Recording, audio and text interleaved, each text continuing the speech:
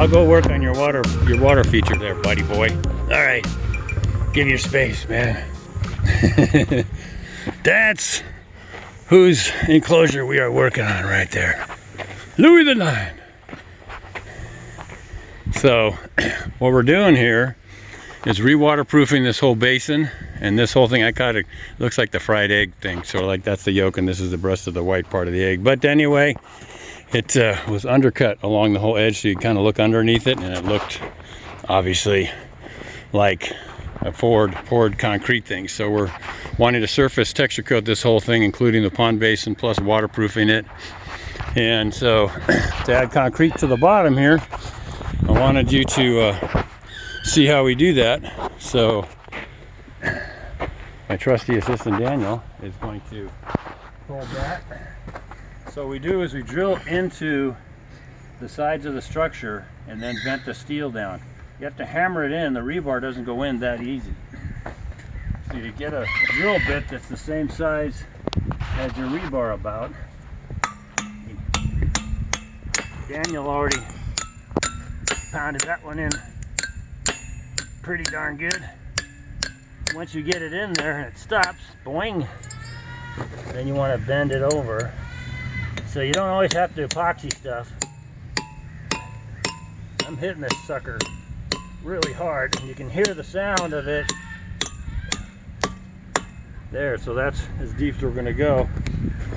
Once you get that in there, then you bend it down and you hope it won't break off, but we got a lot of concrete there holding it. You can see this obviously looks like it was formed up, which it obviously was. So we're bending this down to get into the area that our concrete's going to go. And so all this is going to be filled in with concrete like we did already on the rest of it. And then we want to finish the concrete just to the outer edge of our little footing trench. That way when this erodes, if it does over time, we'll be able to have it look still below ground. There's a lot of material we have to go through to get down there. Once we're done, as you can see over here, we already have filled it up pretty good. We're going to fill in this last little portion and trowel it over, and maybe we can make a lump or a crack. That would be kind of cool. We've done all the rest of it all the way through to this little perimeter and then around here, and then we're going to start texture coating it with our usual hopper trick. So just want to let you guys know this is a way of doing it. This thing is not going anywhere. If you really wanted to worry about it, you could add steel here, I suppose.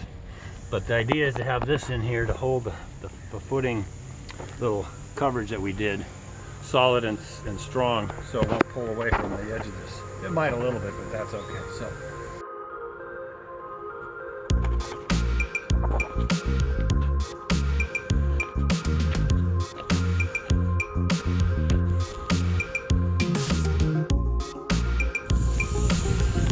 So here we are up at Louie's tune-up here. We are actually texture coating this whole thing. It looked kind of like a fried egg. Like that's the yolk and that's the white part of the egg out there.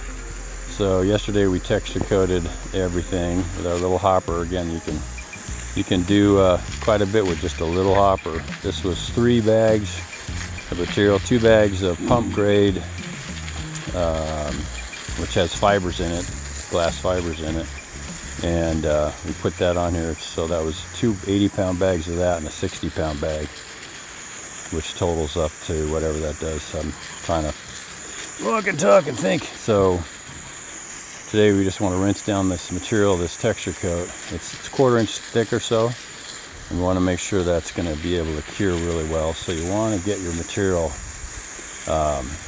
you want to get it moist as it's curing, especially if it's hot while you're doing your work. The next batch we're going to do is going to do the inside hiss. We're going to power wash all that stuff. That's the fog coat product, and you can kind of see it doesn't it can kind of come off, so it's a soft cementatious product, but it does add all this color to what we're doing here, which is pretty cool. And we got Louie in his cage over there, and it gave him some food. It's always good to get the animals a reward whenever they're trying to get them to move around and go in different either transporting cage or what have you, or different sort of a holding area in their enclosure spaces. It's really ingenious how they do move the animals around. It's really quite incredible.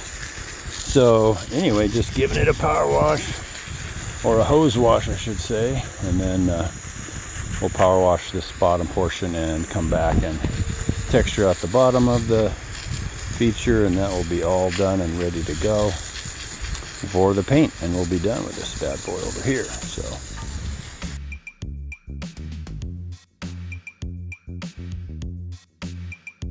Mr. Dave on the rock pile, another little trick so we can get Louie's pond ready for him to splash around in these hot summer days. All right, davehenderson.podia.com for how we do this free stuff.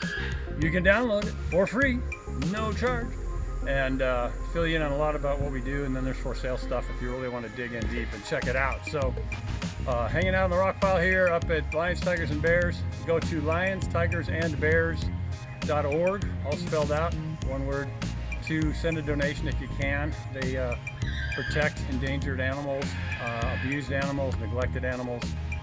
Send them some money if you can. A little bit will help, and keep this place going. That would be awesome. So have a great day. Remember to be thankful for giving. Get those two things dialed in. You'll be a happier person. Happier person equals happier people around you. All right. Until next time, we'll see you on the rock pile. Mr. Dave checking out. Have a great day no matter what. Cheers. Whoa, hey big boy.